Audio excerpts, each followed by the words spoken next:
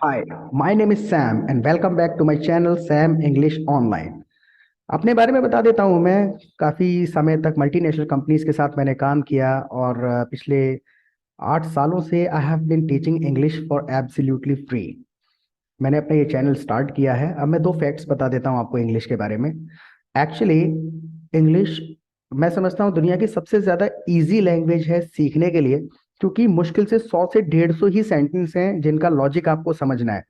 100 sentence अगर आप समझ लेते हैं then you can speak English. किसी भी प्रकार की अंग्रेजी आप बोल पाएंगे।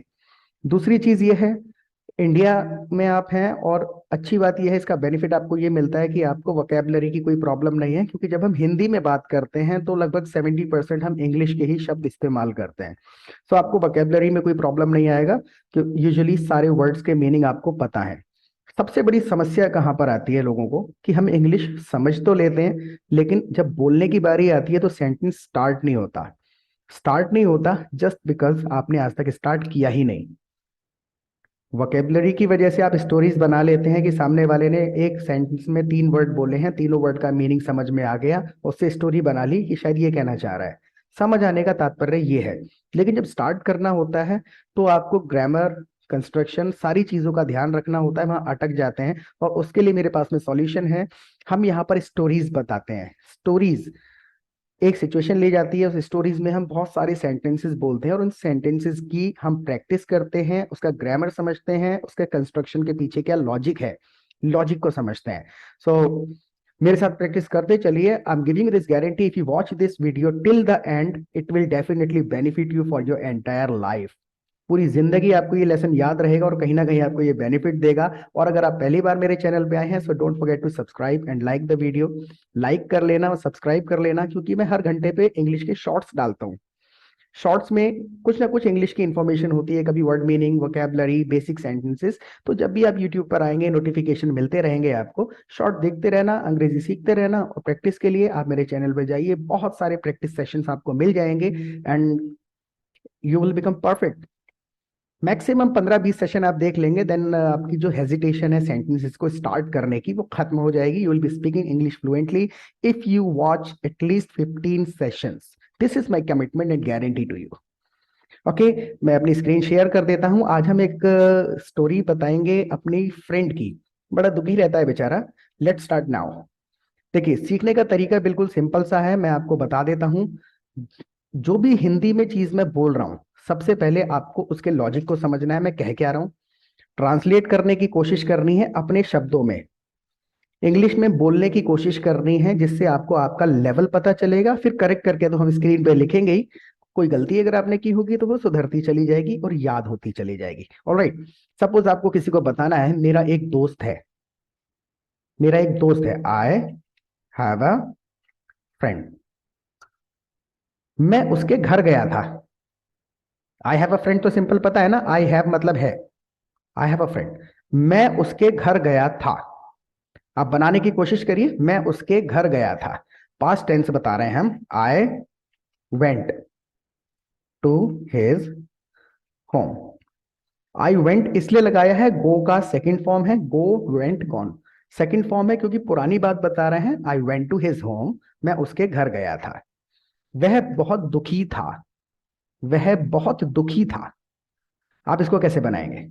वह बहुत दुखी था। वह यानी ही, लड़के की बात हो रही है। ही वॉज वेरी सैड भी कह सकते हैं, अपसेट भी कह सकते हैं, हम यहाँ अपसेट का इस्तेमाल करेंगे। ही वॉज वह था, लड़का है इसलिए ही इस्तेमाल हो रहा है। He was very upset. दरअसल उसके दो बच्चे हैं। दरअसल मतलब एक्चुअली। एक्चुअली उसके दो बच्चे हैं। बताइए, एक्चुअली उसके दो बच्चे हैं। एक्चुअली गलत सही कुछ भी, अपने माइंड में एक सेंटेंस बना के रख लिया करो कि मेरा ये फाइनल आंसर है, फिर चेक कर लिया करो। एक्चुअली उसके दो बच्चे हैं। Actually he has two children. अब इसमें थोड़ा सा मैं आपका समय लूंगा, लॉजिक समझाता हूं मैं आपको। एक्चुअली तो पता है आपको, दरअसल है। ही के बाद हैज क्यों लगा हुआ है? ही शी इट के साथ हैज लगता है। आई वी यू दे के साथ हैव लगता है। जैसे मेरे दो बच्चे हैं तो आई हैव टू चिल्ड्रन। उसके 2 बच्चे हैं, ही हैज 2 चिल्ड्रन। ठीक है। और एक आपको मैं फैक्ट बता देता हूं, अक्सर लोग प्लूरल में इसकी गलती कर देते हैं। एक बच्चा मतलब चाइल्ड, और अगर 2 बच्चे या उससे ज्यादा बच्चे हैं तो कभी भी चाइल्ड्स नहीं हो सकता। उसके लिए हम इस्तेमाल करते हैं चिल्ड्रन का। एक बच्चा है चाइल्ड और बहुत सारे हैं, 2 हैं या बहुत सारे हैं, तो चिल्ड्रन, कभी भी चाइल्ड्स नहीं होते हैं, वो इनकरेक्ट होता है, राइट। उसके 2 बच्चे हैं, he has 2 children, right.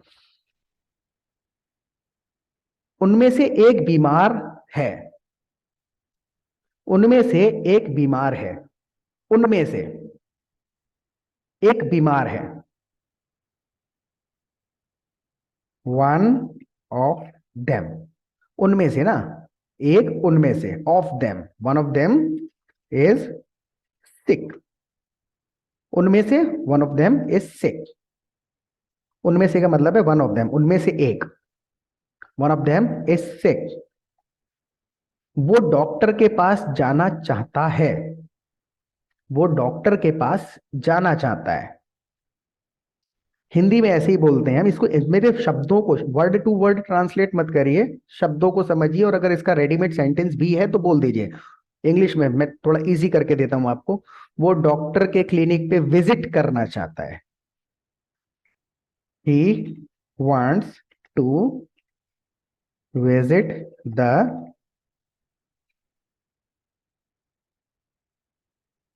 Doctors clinic.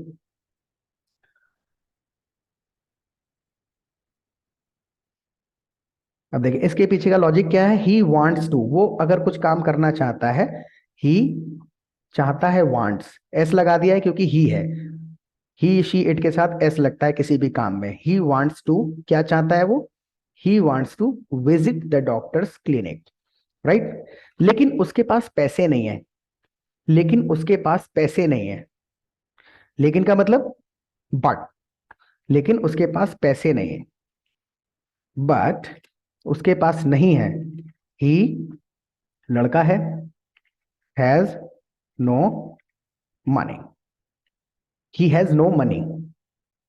अगर मैं ये कहना चाहूं मेरे पास पैसे नहीं है, आई हैव नो मनी। देखिए हैज और हैव का फर्क।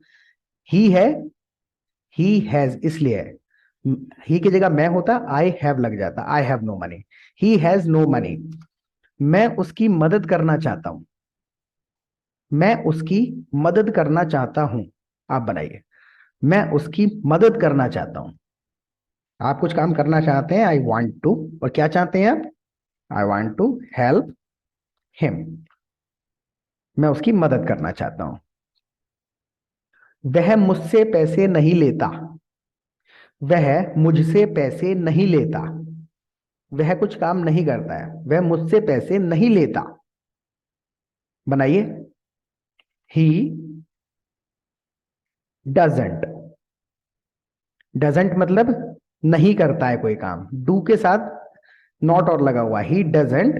और क्या नहीं करता है वो, take money from me. He doesn't take money from me, he doesn't, main formula ये है, ही डजेंट।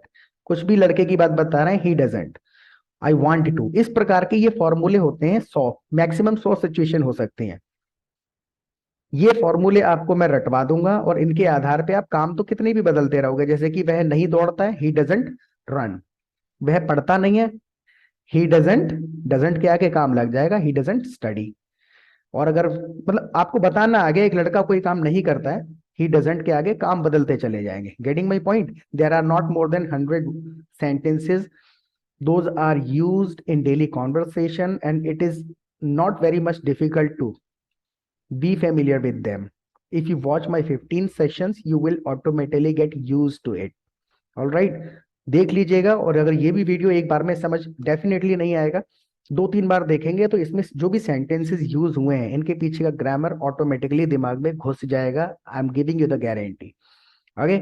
वह मुझसे पैसे नहीं लेता है, ही डजेंट, वो कुछ नहीं करता है तो ही डजेंट। और क्या नहीं करता, he doesn't take money from me. मुझे नहीं पता उसकी मदद कैसे करूं, मुझे नहीं पता उसकी मदद कैसे करूं। मुझे नहीं पता मतलब आई डोंट नो।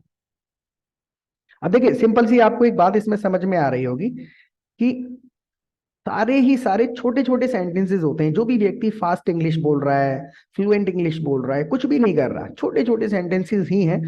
जो व्यक्ति फास्ट बोल रहा है वो इन छोटे छोटे सेंटेंसेस को एक साथ जल्दी जल्दी कनेक्ट कर पा रहा है। There is no rocket science. इसके अलावा कुछ भी नहीं करता कोई व्यक्ति। मुझे नहीं पता उसकी मदद कैसे करूं, आई डोंट नो। और कोई भी काम करने के लिए हाउ टू हेल्प हिम हो गया। हाउ टू हेल्प हिम ये एक बना हुआ है। जैसे कि हाउ टू मतलब है कैसे के लिए। हाउ टू मतलब इतना अगर देखें तो कैसे। आई डोंट नो मैं नहीं जानता कैसे। How to help him, I don't know how to help him. जैसे कि मुझे इंग्लिश बोलनी नहीं आती, I don't know how to, इतना तो बना हुआ है। कुछ भी काम नहीं आता है, I don't know how to speak English. मुझे गाड़ी चलानी नहीं आती, I don't know how to drive. मुझे वट एवर। आगे एक सेंटेंस का फॉर्मूला जब समझ में आता है ना, तो उसके आधार पे चार पांच नए नए सेंटेंसेस बनाने की कोशिश करा करो। क्योंकि अगर एक फॉर्मूले के आधार पर आपने 10 सेंटेंस बना लिए तो समझ लीजिए कि वो रट गया हमेशा के लिए, and you will never forget it. कभी नहीं भूलोगे आप। So I don't know how to help him. आज मैं उसके घर दोबारा जाऊंगा। आज मैं उसके घर दोबारा जाऊंगा। कुछ काम करूंगा, आयल, आई के बाद डबल एल लगा दो। I'll go to his home again. मैं उसके घर दोबारा जाऊंगा। आयल मतलब आई विल, उसका शॉर्ट फॉर्म है, इसको बोलते ऐसे हैं आयल। डबल एल का साउंड आना चाहिए बस। आयल और क्या करूंगा, go to his home again. I go to his home again, मैं उसके घर दोबारा जाऊंगा। I go to his home again. His मतलब लड़के का घर है। अगर मैं उसकी मदद करने की कोशिश करूंगा। मैं उसकी मदद करने की कोशिश करूंगा।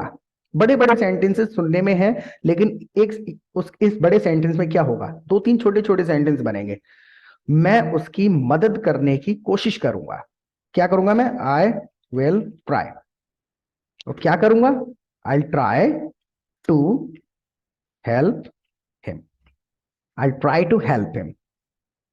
हिम मतलब उस लड़के की। ठीक है। तो ये बिल्कुल बेसिक सा एक सेशन था, छोटा सा था। और if you have any suggestions and questions from me, so you can please right in the comment box, because I am very much active in comment section. मैं हर कमेंट को बड़े ध्यान से पढ़ता हूं और पर्सनली रिप्लाई भी करता हूं। चैनल को अगर सब्सक्राइब करना भूल गए हैं तो बटन दबा दीजिएगा, नोटिफिकेशंस मिलते रहेंगे। और अगर आप हमारी लाइव क्लासेस लेना चाहते हैं बिल्कुल फ्री में, तो नोटिफिकेशन बेल का जो आइकन है उसको दबा देना। मैं डेली शाम को 7 बजे से 9:30 बजे तक लाइव आता हूं, जहां पर आप लाइव अंग्रेजी सीख सकते हैं, कमेंट में क्वेश्चन पूछ सकते हैं, डाउट क्लियर कर सकते हैं। बहुत मजा आता है, बहुत एंटरटेनिंग होती है।